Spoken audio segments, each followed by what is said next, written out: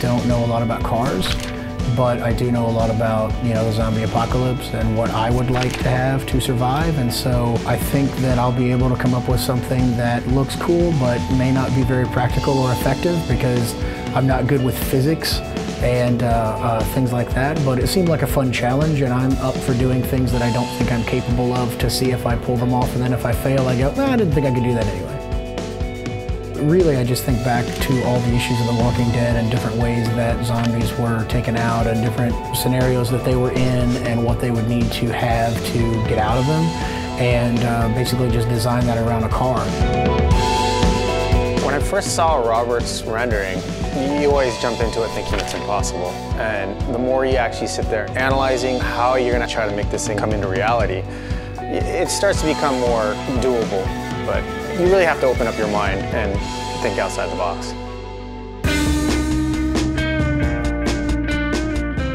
My favorite part about the whole building process is seeing something on paper and really trying to get it in reality.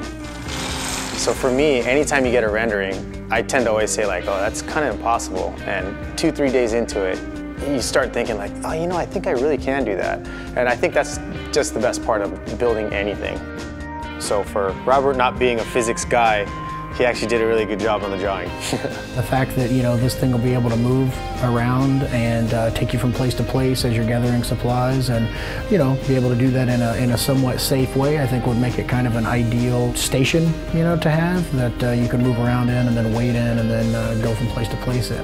We're going to have some blades on the wheels that would use the natural turning motion of the wheels. There's going to be some basic security measures where it'll be metal plates that'll be welded onto all the windows. You'd be like, how's that metal plate doing on the other side of this window? Clink, clink, still good. So all these pieces were actually made here, and what we ended up doing is we followed Robert's exact pattern, but more to scale, so we couldn't run as many bars as what he wanted. I think that the things that make zombies the most threatening is their sheer amount of numbers, and car maintenance would be very important because you're going to need to break those ranks. And so one of the features that I would want on this car would be some kind of a battering ram, scoop kind of thing that would deflect bodies away from you as you had to plow through large masses of zombies. I think it'd be pretty cool to run over a zombie. What we ended up doing is we had it at a V. It makes it a lot harder for anything to really get stuck on the front end of this car. We have these spikes. These are big enough to really just cut right through a zombie. With the cow catch, if you can aim it the right way at them, then you just run them over and call it a day.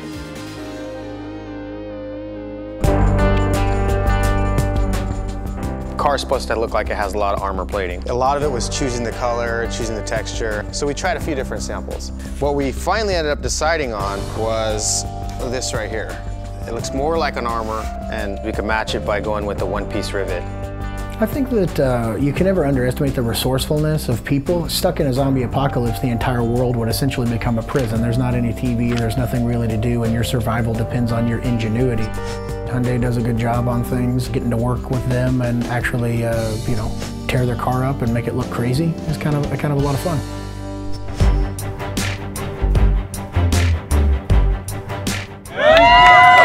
Welcome to Comic-Con, everybody. Right here we have a one-of-a-kind engineering marvel. It is the ultimate zombie-proof vehicle, the ultimate zombie survival machine.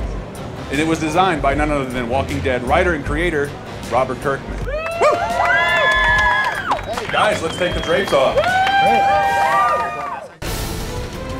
Okay, here we go. Yeah. Anybody want to take this out for a spin?